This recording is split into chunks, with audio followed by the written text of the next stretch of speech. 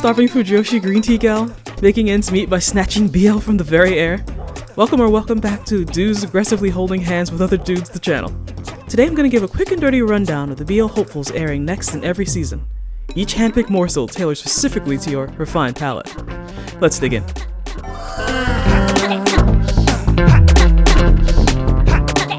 Turns out we're getting at least 3 romantic mystery shows this fall, in a block I'm gonna call Private Day. Problematic-ass Ranko Monohashi is back this October in Deranged Detective Season 2. Looks like it's picking up immediately after the kinda gay and very sus villain introduction at the end of Season 1. If you've forgotten since last October, this mystery anime stars snarky neurodivergent Ron and his cinnamon roll handler Toto. They fight weird crime and bonded quite nicely in Season 1. This time around, the tension and body count are going up as they're digging into Ron's past and going up against queer-coded Moriarty as their main antagonist. Again. Because no detective story in any medium can keep his tongue out of Moriarty's ass for long. This is not a complaint. Purotante is back and dropping a new movie this November. It'll delve into MC Shotaro's backstory, as well as telling us all about his mentor that molded him into the man he would become. It'll also touch on how he and Philip became the detective mate of 2, Kamen Rider W. This already made my BL wants to watch list back in summer of 2022, and from the description this movie sounds even gayer than the show. The time-hopping thriller Link Click is blessing us with either a 3rd season or a special on the Brighton arc. Now, I'm a little behind on the franchise, but from the looks of it, new tweak just dropped. Oof, who's that? And another one.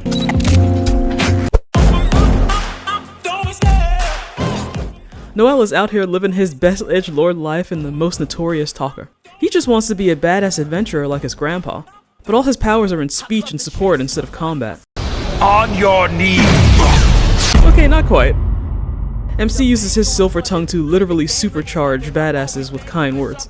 The MC rizzing up dudes as his profession can't help but look a bit romantic. I mean, the cast is a 7-guy, 3-girl split, with a flamboyant anti-hero as Noel's first acquisition. Creators knew what they were doing when they made Noel this needlessly pretty to lead an army of mostly men. Right off the heels of the bromantic episode Nagi movie, Blue Lock is back with Season 2. Season 1 already blessed us with at least 3 different BL ships to argue over, one of which made my top ships of 2023 video. Go watch it, or I will cry. Season 2 will have even more twunks than before, since the boys will be facing off against professionals this time around. I have every reason to think there'll be just as much romance this season, especially considering how the main ship clawed their way back to each other at the end of Season 1. Can you believe they're bringing back Ranma 1/2 after all this time?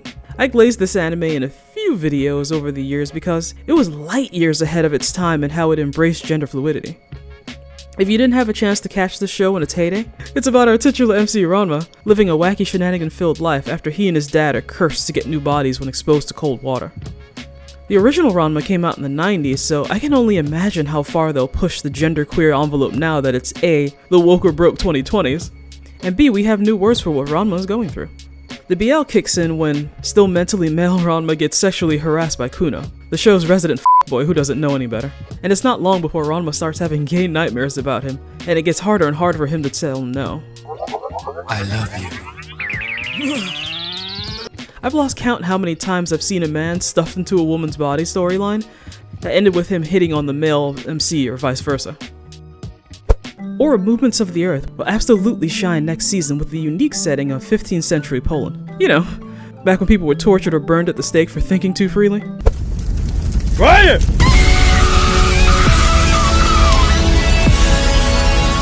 But one day our smarty pants MC Urafuro meets a kindred spirit, another freethinker with an air of mystery about him. Get ready to get groomed by science! As the two of them fight together against the willful ignorance of the time to prove their all-too-right theory of Earth's place in the galaxy. Brainiest joint slay I've seen in a while. Speaking of joint slays, Trillion Game is a refreshingly adult-aimed story from Madhouse, starring Haru, a charismatic go-getter loved by everyone. Haru is a winner that wants to keep winning, but on his own terms. So instead of accepting a cushy job at Dragon Bank, he decides to start his own business, with the plan to earn $1 trillion, not yen, with his brilliant but introverted bestie Manabu, the person he trusts most to help him achieve his lofty dreams. Haru and Manabu already seem like the kind of friends that'll be together till they die, and like all would-be BL couples, they're exact opposites of one another. Sure, there will definitely be other quirky characters filling out the cast, But it looks like the day-to-day bond between Haru and Manabu will be the meat and potatoes of this show. And if you can't wait till October, the 10-episode live-action series is already on Netflix. I was surprised to see the Blue Wolves of Mibu airing in the same season as Rurouni Kenshin. But there's always room in my heart for another potentially romantic samurai anime set during the death rattle of feudal Japan. What if Kenshin fought for the Shinsengumi star silver-haired twink Neo, an orphan who gets taken under the wing of the two charismatic leaders of a soon-to-be infamous band of Ronin? It's funny how many different ways I've met these same characters over the years, but there's always a fresh new spin on them. There's not a woman in sight on the key art posters, so I'm staying cautiously optimistic that Blue Wolves and Mibu will make time for romance between all the fighting and politics, like all the others have. Yes! After multiple cancellations and censoring the yaoi out of a hardcore gay comic, Given is back in movie form to show us how we deserve to be treated. Like emotional punching bags, apparently. Because it looks like our boys are going through it again. The growing pains of Mafuyu's new romance are showing, band dynamics are ever shifting, and our songbird Cinnamon Roll MC is understandably still mourning the tragic loss of his first love. This movie will supposedly be the end of the franchise, so get your tissue boxes ready, because I'd bet money this finale will be a tearjerker. When it rains it pours, because we're actually getting several romance-laden movies this fall. Cherry Magic is getting a compilation movie with new footage added in mid-December, and Cloverworks is dropping Hureru, a quirky supernatural yarn about a trio of bestest best friends who reconnect and live together in their yokai-sprinkled hometown. Threeples and polyamory seem to be trending this year. The trailer plays up their bond and only gives the broad strokes, but I don't think their adult living arrangements are making the homoerotic undertones of this movie subtle in any way. So Hot Cyberpunk Demon is a combination I didn't realize I wanted until right now. Mao 2099 stars a pretty boy demon lord who... No, not that one. Not him either. Out of here. That's the one.